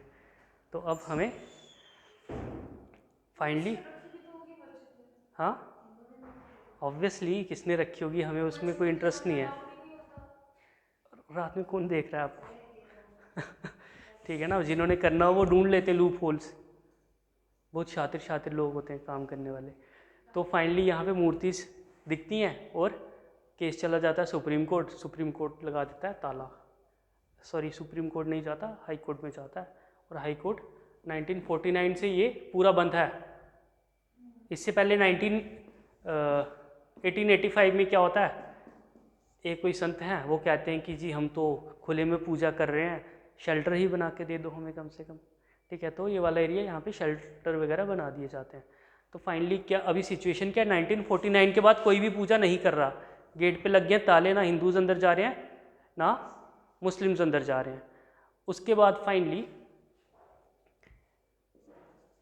1988 की बात, I think 1986 Faizabad high court order देता है कि इस एरिया को ओपन कर दो हिंदूज़ के लिए। ठीक है, और सिचुएशन क्या है वहाँ की उस टाइम पे कि अभी फैज़ाबाद हाई कोर्ट का ऑर्डर आया उस टाइम पे 1986 की बात है। आधे घंटे बाद पूरा मीडिया वहाँ पे पहुँच जाता है और ये पूरा मंदिर खोल दिया जाता है आधे घंटे बाद ही। ठीक है, इतनी स्पीड आज भी नहीं दिखाई जाती, कोर्ट का ऑर्डर आता है। ठीक है, इनडायरेक्टली सारा प्लान। ठीक है, तो हुआ क्या है, कोर्ट ने ऑर्डर दिया है कि ये खोल देना चाहिए हिंदूज़ के लिए, और फिर इसको दूरदर्शन पे पूरा लाइव दिखाया जाता है मंदिर को खोलते हुए। ठीक है, सेंटर में है कांग्रेस, इससे पहले कांग्रेस लेके आई है 1986 में शाह बानो केस में एक एक्ट। यस, ठीक है, तो बीजेपी इनको प्रोजेक्ट कर रही है, ये है मुस्लिम अपीसमेंट पार्टी। अब इनको हिंदूज़ को कहीं ना कहीं अपनी रेलेवेंस बताने के लिए कुछ करना था, और फाइनली ये इवेंट हो जाता है। कनेक्टेड था नहीं था हमें नहीं पता। ठीक है, हमने कुछ नहीं लिखना इसके बारे में। तो फाइनली ये इवेंट हो जाता है 1986 में। इसके बाद बीजेपी डिसाइड करती है कि अब हम निकालेंगे रथ यात्रा। ठीक है, सोमनाथ से लेके अयोध्या तक।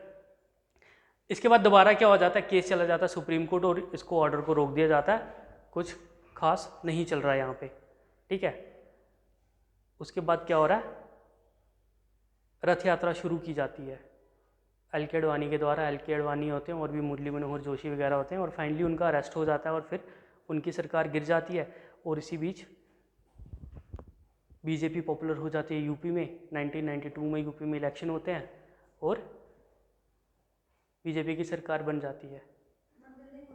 मंदिर नहीं खुलता है, बीजेपी की सरकार बन जाती है। और उसके बाद जो होता है सबको पता है, बाबरी मस्जिद डेमोलिशन। कुछ लोग आते हैं और मस्जिद को डेमोलिश कर देते हैं। ठीक है, मस्जिद डेमोलिश हो गया, उसके बाद केस लगना शुरू हो जाते हैं। इससे पहले ही केस लगना शुरू हो गए थे ऑलमोस्ट 1949 में जब ये सब हुआ। उसके बाद अलग अलग ग्रुप अपनी अपनी रिप्रेजेंटेशन डालने लगते हैं, सुप्रीम कोर्ट में केस डालने लगते हैं या इलाहाबाद हाई कोर्ट में केस डालने लगते हैं कि हमें इसकी पोजीशन मिलनी चाहिए लैंड की। सुन्नी वक्फ बोर्ड केस डालता है, निर्मोही अखाड़ा जो हिंदूज़ को रिप्रेजेंट करता है वो केस डालते हैं। ठीक है, और फिर 1989 में केस डाल दिया जाता है रामलला के नाम पे, ये ज़मीन रामलला को मिलनी चाहिए क्योंकि ये उनकी बर्थ प्लेस है। तो फाइनली काफ़ी इसमें डेलिब्रेशंस होती हैं, कमेटीज़ बिठाई जाती हैं। 2002 में इलाहाबाद हाई कोर्ट डिसाइड करता है कि मैटर आर्कियोलॉजिकल सर्वे को दे देना चाहिए, कि वो डिसाइड करेंगे कि यहाँ पे सच में कोई मस्जिद थी भी या नहीं। तो फाइनली आर्कियोलॉजिकल सर्वे अपनी रिपोर्ट देते हैं, जिसमें वो कहते हैं कि 1200 के आसपास यहाँ पे मस्जिद थी, लेकिन 1500 में थी या नहीं वो नहीं पता, ठीक है। और हाँ, वहाँ पे कुछ पिलर्स मिलते हैं जहाँ पे हिंदू मोटिव्स हैं। हिंदू मोटिव्स पता है ना, जो हिंदू रिलीजन के साथ कुछ इमेजेस एसोसिएटेड है, फॉर एग्जांपल सांप की इमेज हो गई या फिर फ्लावर की इमेज हो गई, इस टाइप के, ठीक है। तो हिंदू मोटिव्स वहाँ पे मिले हैं, ये archaeological survey of India claim करता है। बहुत से पुराने थे मतलब जो ये मोटिव वो जो भी था। हाँ, मस्जिद के पहले से थे वो। किसके पहले से? जैसे मस्जिद था ना इसमें 28 में। एक्चुअल में वो कह रहे हैं कि कुछ तो तोड़ के बनाया है, लेकिन हिंदू मंदिर तोड़ के बनाया या नहीं वो नहीं पता, ठीक है। और उनको भी नहीं पता खुदा था कि हाँ, हिंदू का था या मुस्लिम। हाँ, तो उन्होंने कहा कि हाँ मस्जिद में कुछ नॉन इस्लामिक स्ट्रक्चर भी मिले हैं, लेकिन वो हिंदुज़म से एसोसिएटेड हैं या नहीं ये हम क्लेम नहीं कर सकते। फाइनली केस जाता है सुप्रीम कोर्ट, और सुप्रीम कोर्ट पहले डिसाइड करता है कि हम मीडिएशन से ट्राई करेंगे इसको हैंडल करने का। इसके बीच में छोटी छोटी जजमेंट आती रहती हैं। इलाहाबाद हाई कोर्ट 2010 में जजमेंट देता है, जिसमें कहता है कि मंदिर को 3 पार्ट में डिवाइड कर दो, इस एरिया को 3 पार्टीज़ को दे दो। एक तो जो भी 3 पार्टीज़ हैं इसमें, एक तो सुन्नी वक्फ बोर्ड है, एक निर्मोही अखाड़ा है और एक रामलला है, तो तीनों में डिवाइड कर दो। फाइनली सुप्रीम कोर्ट इस पर स्टे लगा देता है कि आप ऐसे नहीं डिसीजन दे सकते। फाइनली केस आता है सुप्रीम कोर्ट, और फिर इंडिया की हिस्ट्री का सबसे लॉन्गेस्ट ट्रायल चलता है सुप्रीम कोर्ट में। 40 दिन तक सुनवाई होती है इस केस में, और फाइनली जजमेंट आता है कि ये लैंड दे देनी चाहिए हिंदूज़ को, ठीक है। ये लैंड 2.77 एकड़ हिंदूज़ को दे दी, लेकिन अंडर आर्टिकल 142 मुस्लिम्स को मिलेगी 5 एकड़ लैंड। हाँ, 5 एकड़ लैंड अलग जगह पे मस्जिद बनाने के लिए। उनको ज़्यादा क्यों मिली इसमें, ऐसा क्या आर्टिकल में ऐसा क्या था? आर्टिकल में है कंप्लीट जस्टिस। Complete justice 142। हाँ, कंप्लीट जस्टिस तो वो नहीं, 2.77 के 5 एकड़ क्योंकि दे दी ना उनको, लेकिन आप ले लो 5, 2.77 उनको दे दो, मानेंगे? है ना। क्योंकि उनकी मस्जिद थी ना मतलब वहाँ पर पहले, तो लोग उन्होंने सोचा वो इनको भी कुछ तो देंगे। मतलब इनको अपीज कर दिया indirectly, appease in the sense कि हाँ, कंप्लीट जस्टिस। हाँ कंप्लीट जस्टिस करने के लिए आपको थोड़ा एक्स्ट्रा दे दिया, लेकिन दूसरी जगह पे दिया। यहाँ पे लोगों के बहुत ज़्यादा सेंटीमेंट इन्वॉल्व है, ठीक है। तो आप इसके अगेंस्ट तो डिसीजन नहीं ले सकते, ठीक है। हाँ, अब हाँ मे बी 24 से पहले ही हो जाए, इलेक्शन से पहले। हाँ, 34 में है ना, जनवरी में है। क्या इनागुरेशन? हाँ, 34 जनवरी होगा। अभी फिर यात्रा शुरू होंगी। उसके बारे में पढ़ना पड़ेगा। नहीं, कुछ नहीं पढ़ना है, नहीं आता, ये सब चलता रहता है, इन इश्यूज़ पे नहीं आता, ठीक है। कोई भी कंट्रोवर्शियल इश्यूज़ पे जैसे मैंने आपको पढ़ा तो दिया, लेकिन बहुत रेयर है इस पर क्वेश्चन आएगा। तो अभी भी केस चल रहा है, ये सिविल डिस्प्यूट का मामला हैंडल हुआ है, ठीक है। इसमें 2 केस है कि प्रॉपर्टी किसको मिलेगी, ये सिविल डिस्प्यूट है। लेकिन क्रिमिनल केस भी है कि बाबरी मस्जिद तोड़ी किसने, ठीक है। तो उन पे भी केस चलेगा, चल रहा है, और उन पे भी मतलब जो होंगे उसके कल्प्रिट, वो तो सबको पता है किसने तोड़ी, ठीक है।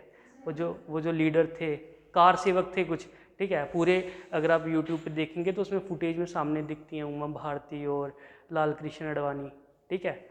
तो हाँ, हाँ मतलब ये तो चलता रहेगा, ऐसा कुछ नहीं होने वाला। जो भी सरकार आएगी वो इतना बड़ा डिसीजन नहीं ले सकती, ठीक है।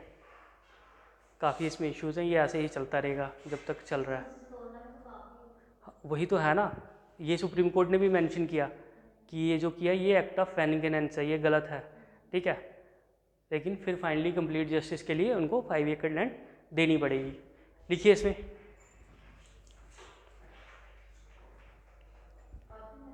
हाँ, बाबरी मस्जिद डेमोलिशन। फर्स्ट पॉइंट, बाबरी मस्जिद was constructed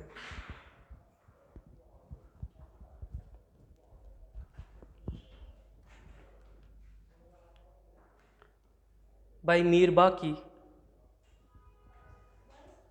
constructed by Mir Baqi, Mir MIR, हाँ, constructed by Mir Baqi full stop. It was named after Babur.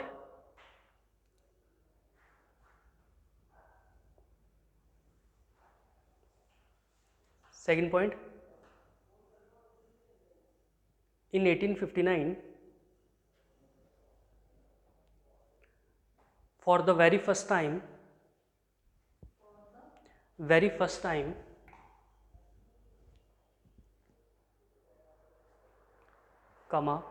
religious violence took place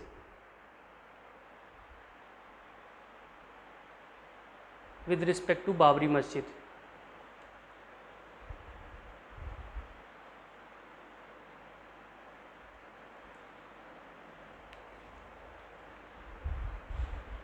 Next point, in 1885, roof was constructed in the courtyard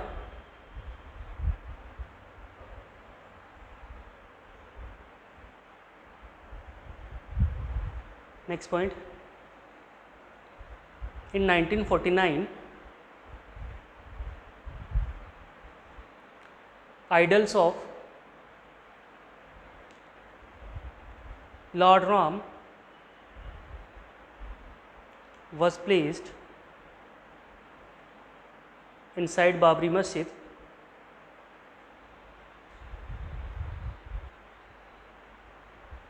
Full stop. It was followed by filing of legal suit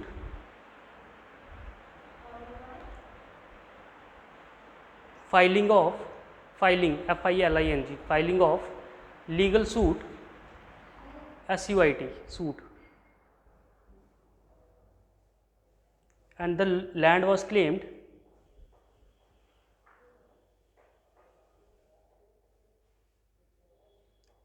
as birthplace of Lord Ram.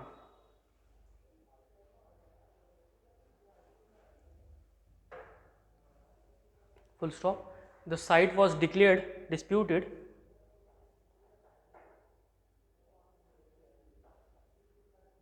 and it was logged.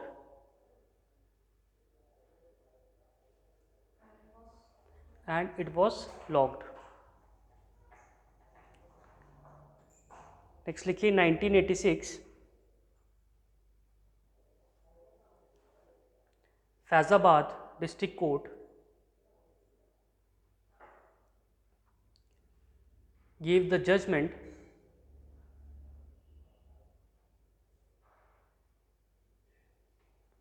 to open the gates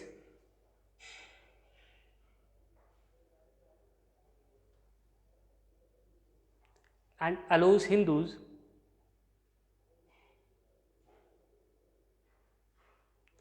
to worship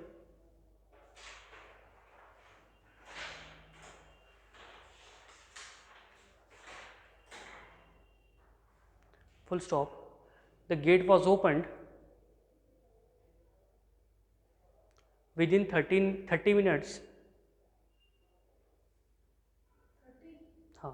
30 minutes, and the entire event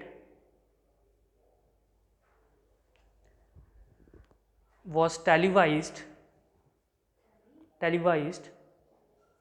on Doordarshan.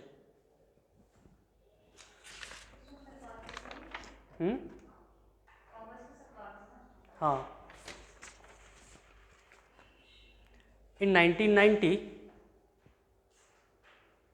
next point, in 1990, Al-Kedwani carried out Rath Yatra on the issue of Ram Mandir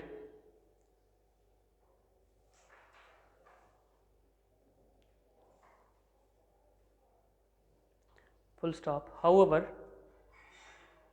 the major leaders were arrested in Bihar.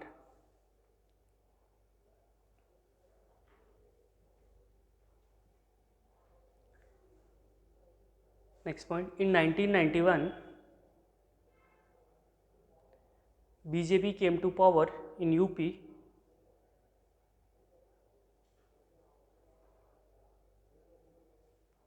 and on 6 December 1992 Babri Masjid was demolished.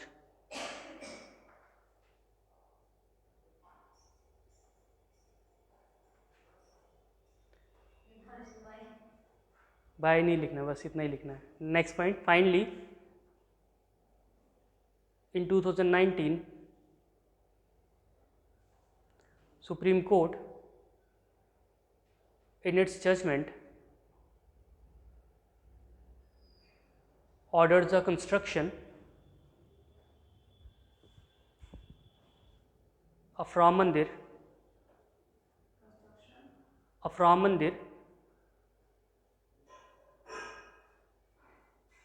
on this land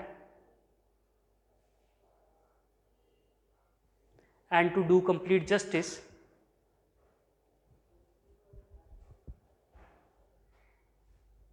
under Article 142 ordered central government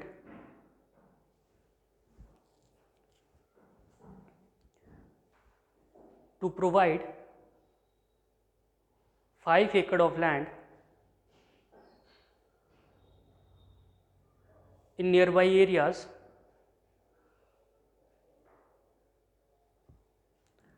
to Sunni Waqf Board WAQF Waqf Board for the construction of mosque. Board WAQF जो सुन्नीस का जो भी इनकी properties वगैरह manage करते हैं, ठीक है. Properties in the sense mosque वगैरह जितने भी हैं ये सारे इनके कंट्रोल में आते हैं, सुन्नी वक्फ बोर्ड, ठीक है. फॉर द कंस्ट्रक्शन ऑफ किसको, मुस्लिम्स को नहीं मिली अभी तक.